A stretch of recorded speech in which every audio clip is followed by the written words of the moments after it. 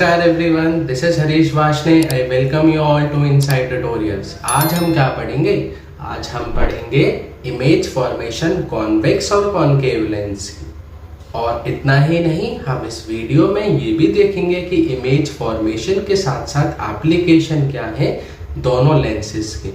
और एक राज की बात बताऊं जरा, वो राज की बात ये है कि आपको पता है कि हम जो मैग्नीफाइंग ग्लास यूज़ करते हैं उसमें हम कॉन्वेक्स लेंस यूज़ करते हैं।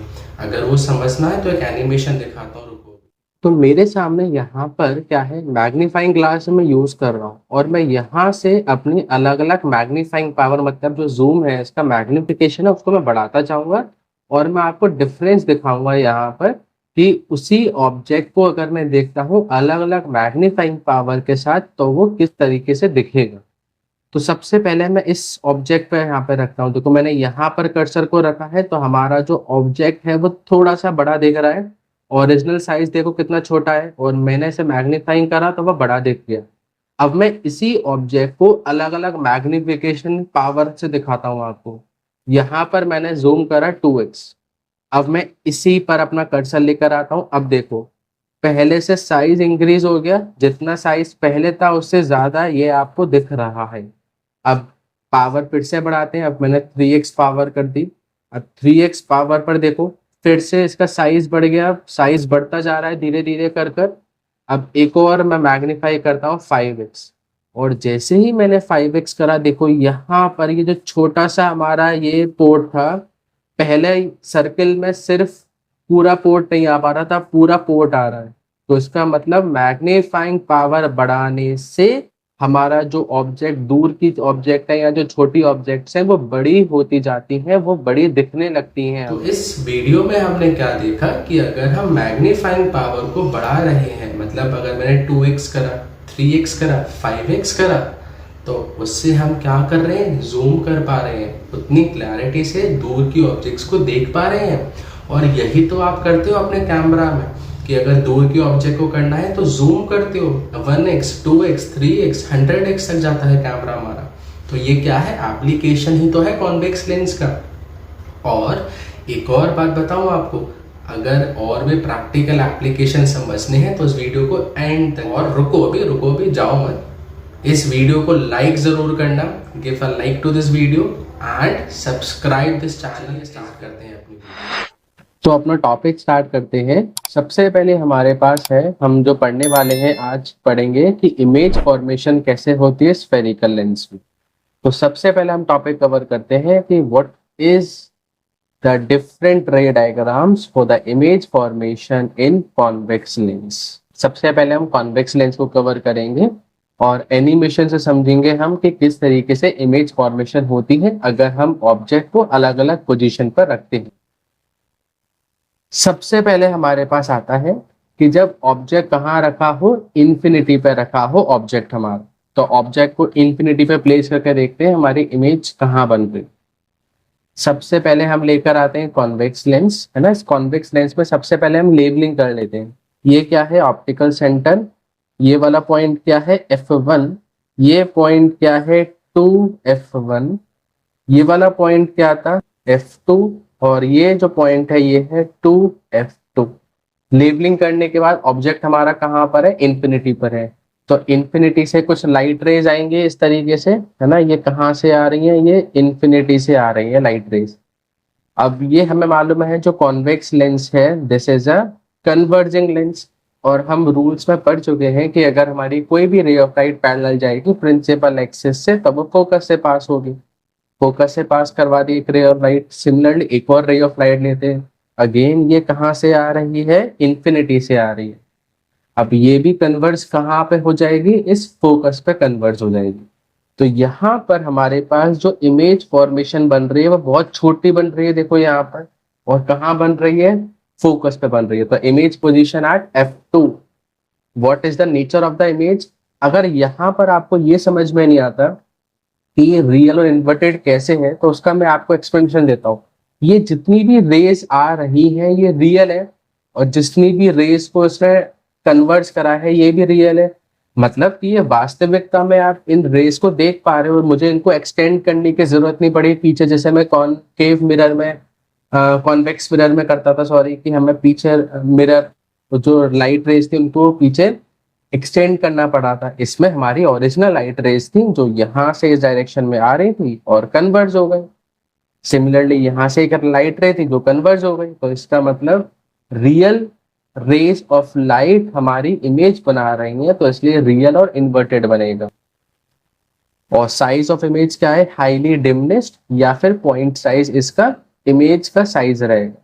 नेक्स्ट देखते हैं। नेक्स्ट क्या है, अब ऑब्जेक्ट को कहाँ रखते हैं, 2f1 के पीछे रखते हैं। तो ये हमारा आ चुका है कॉन्वेक्स लेंस, है ना। अब कॉन्वेक्स लेंस जब आ ही चुका है तो इसमें सबसे पहले हमें लेबलिंग करनी है। ये ऑप्टिकल सेंटर हो जाएगा, ये पॉइंट हो जाएगा f1, ये पॉइंट हो जाएगा 2f1, ये पॉइंट हो जाएगा f2 और ये पॉइंट हो जाएगा 2f2। अब ऑब्जेक्ट को प्लेस करते हैं सबसे पहले कहाँ पर, बियॉन्ड 2f1। तो ऑब्जेक्ट को मैंने रख दिया यहाँ पर बियॉन्ड 2f1। अब एक रे ऑफ लाइट जाएगी ऑप्टिकल सेंटर से। हमें पता है कि अगर ऑप्टिकल सेंटर से कोई भी रे ऑफ लाइट जाती है तो वो अनडेविएटेड वापस आ जाती है, उसमें कोई भी डेविएशन नहीं होता है।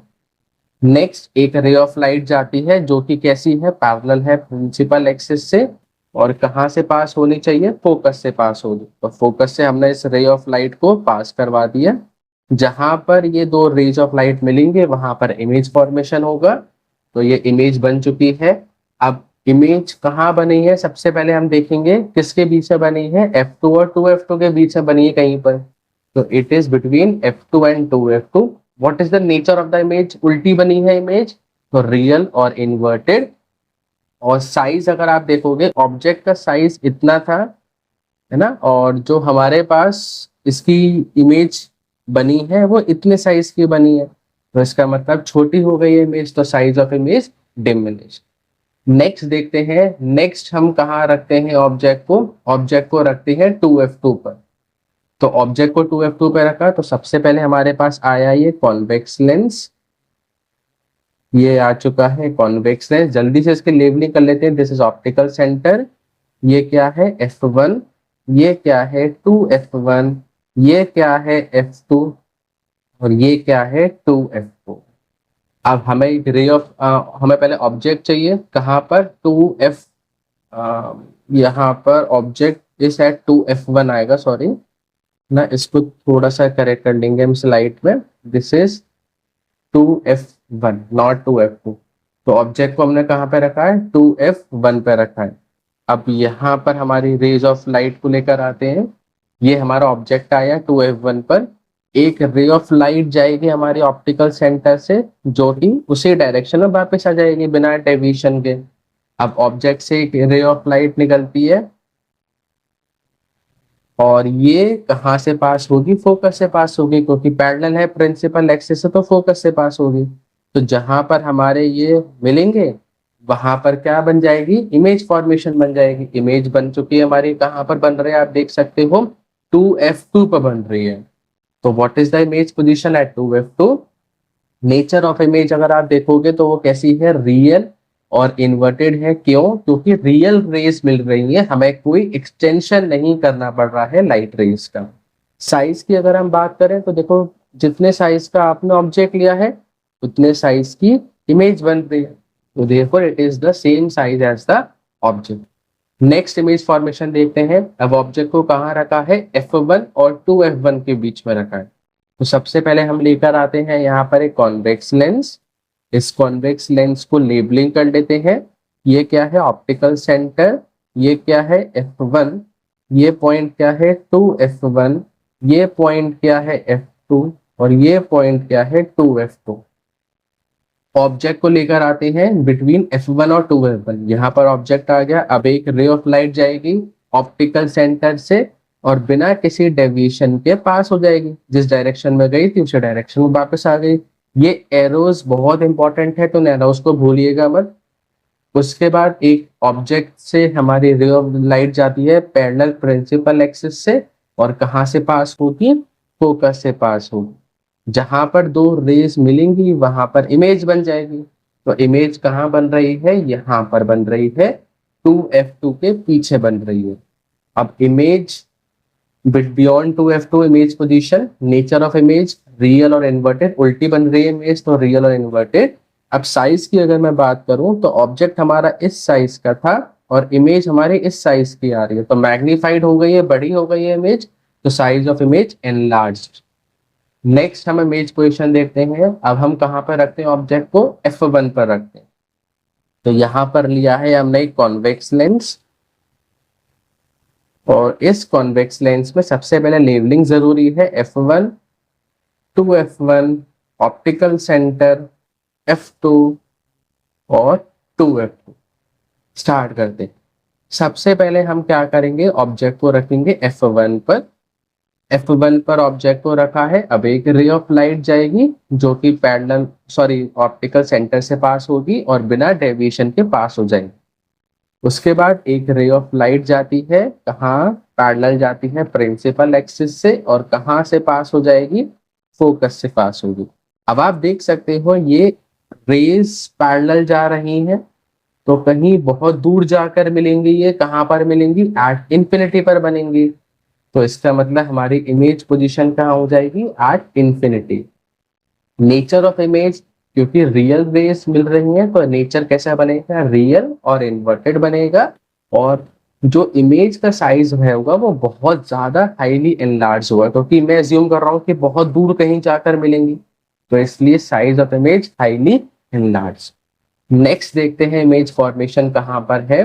अब हम रखते हैं ऑब्जेक्ट को F1 और O के बीच में, मतलब ऑप्टिकल सेंटर और फोकस F1 के बीच में। तो ये आ गया हमारे पास एक कॉन्वेक्स लेंस,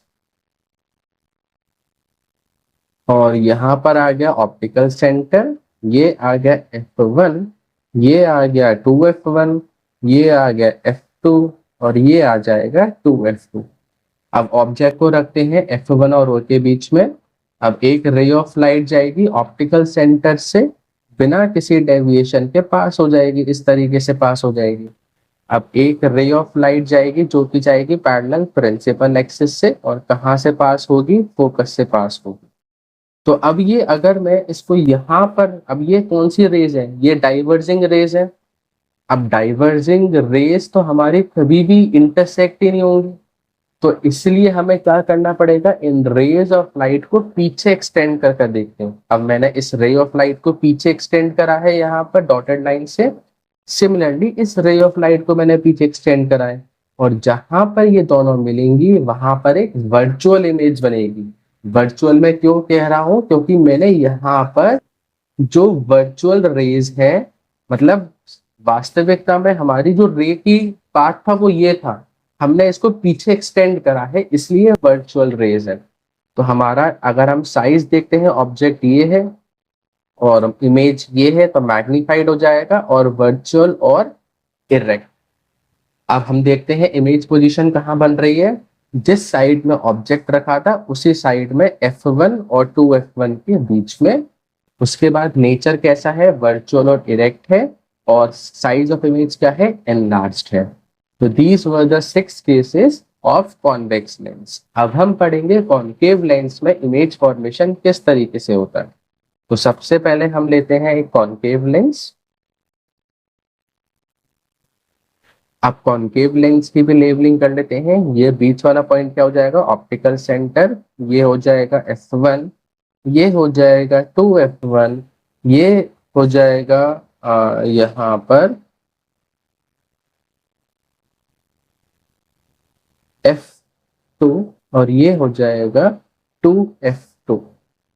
अब कॉनकेव लेंस है तो कॉनकेव लेंस डाइवर्जिंग लेंस होता है। याद करो हमने इससे पहले जब मिरर पढ़ा था, मिरर में 2 इमेज फॉर्मेशन पढ़े थे कॉन्वेक्स मिरर में, इसी का ही रेप्लिकेशन कॉनकेव लेंस में हो जाएगा।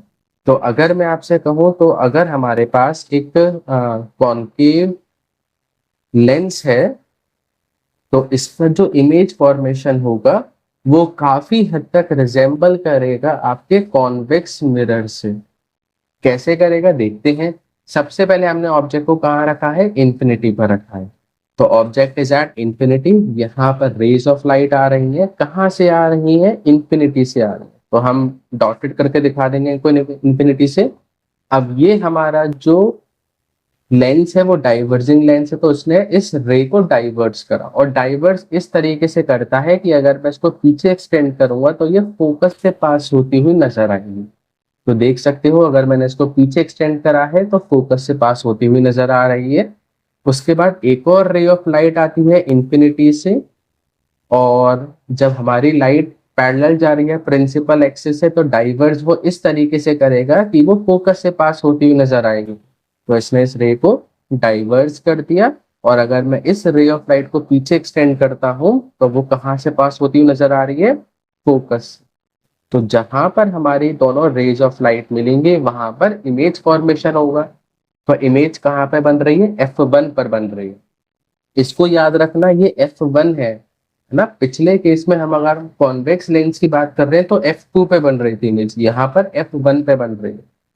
उसके बाद नेचर क्या है, वर्चुअल और इरेक्ट है। क्यों, क्योंकि हमने रेज ऑफ लाइट को पीछे एक्सटेंड करा है, वर्चुअली काल्पनिक है, ये वास्तविक रेज नहीं है, इनको मैंने पीछे एक्सटेंड करा है। साइज पॉइंट साइज या फिर हाईली डिमिनिश्ड, स्पेलिंग इसकी मिस्टेक है, यहाँ पर DIMIN,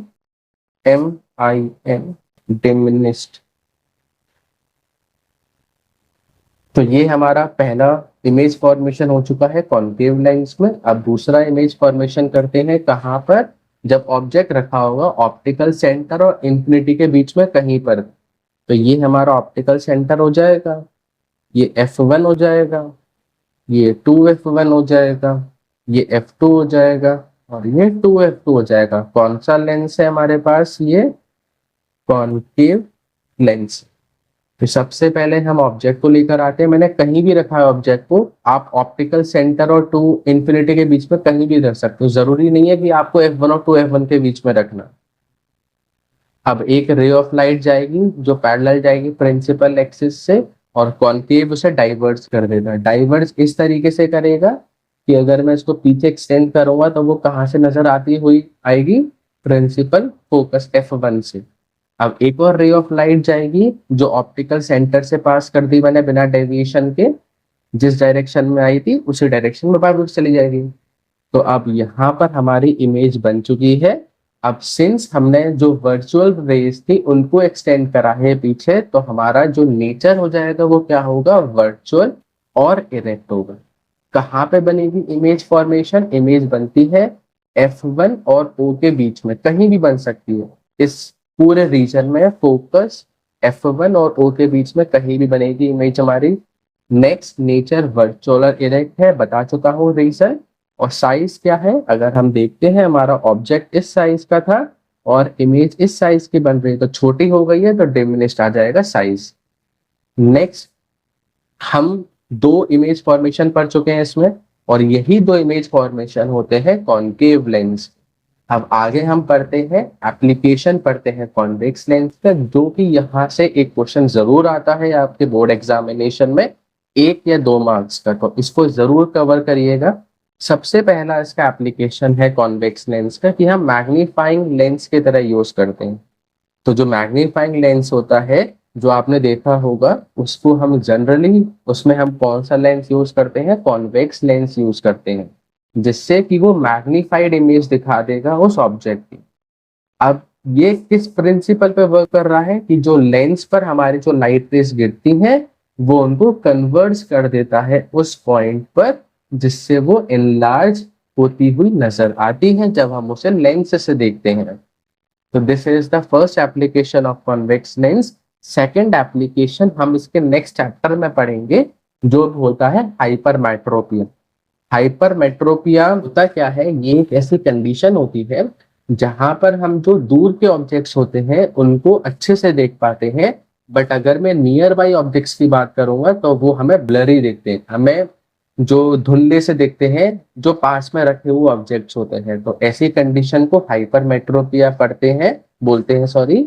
और यहाँ पर हम कौन से आई क्लासेस यूज करते हैं, कॉन्वेक्स लेंस को यूज करते हैं। इस टॉपिक को हम एक्सटेंसिवली कवर करेंगे नेक्स्ट चैप्टर में। फिर आता है कैमरास। जो हमारे कॉन्वेक्स लेंस होते हैं उनको हम कैमरा में भी यूज करते हैं, जिससे वो लाइट को फोकस कर सके अच्छी तरीके से और एक साफ इमेज बना सके। नेक्स्ट आता है माइक्रोस्कोप। आप अपनी बायोलॉजी लैब में या केमिस्ट्री लैब में देखते होंगे माइक्रोस्कोप हम यूज करते हैं। तो माइक्रोस्कोप में कौन सा लेंस यूज होता है? कॉन्वेक्स लेंस यूज होता है, जिससे कि वो मैग्नीफाई कर देता है छोटे छोटे ऑब्जेक्ट्स को। हम अगर सेल की स्टडी करते हैं तो सेल का साइज बहुत छोटा होता है, नैनोमीटर्स में होते हैं।